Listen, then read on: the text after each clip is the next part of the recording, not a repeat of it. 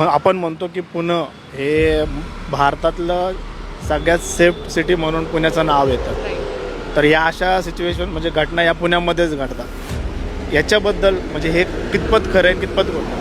आता ते डिपेंड करतं, कारण भरपूर लोक बाहेरून सुद्धा इथे मायग्रेट झालेत, इथं थांबलेत.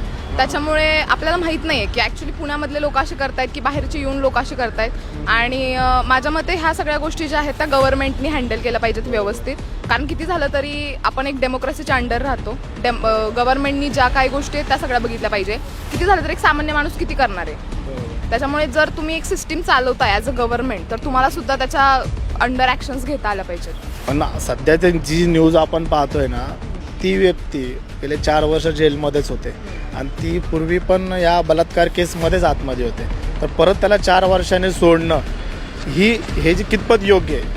ॲक्च्युली ही गोष्ट योग्य नाही आहे. कारण जर कुठली गोष्ट चुकीची घडते तर त्याला शिक्षाच द्यायला पाहिजे. आपण सगळ्यांनी आवाज उठवला, ते पण आपण बघितलं पाहिजे. पण आपण पण किती बोलणार ना, कारण किती झालं तरी गव्हर्नमेंटच्या अंडर ह्या गोष्टी येतात. आणि उद्या जरी आपण काय केलं तरी आपणच हात अडकू. त्याच्यामुळे प्रत्येक माणूस काय विचार करतो की आपण ह्याच्यामध्ये पडायला नको.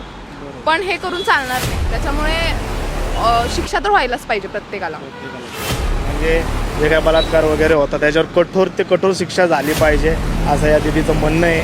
आणि म्हणजे खरंच एक लाज वाटणारी गोष्ट आहे की प्रत्येक व्यक्ती असाच विचार करतो की याच्यामध्ये सामान्य माणूस काय करू शकत. पण एक सामान्य माणूस खूप काही करू शकतो जर ठरवलं तरी. ताई पण खूप काही करू शकते आणि आपण पण खूप काही करू शकतो. फक्त आपण सर्वांनी एकत्र आलं पाहिजे.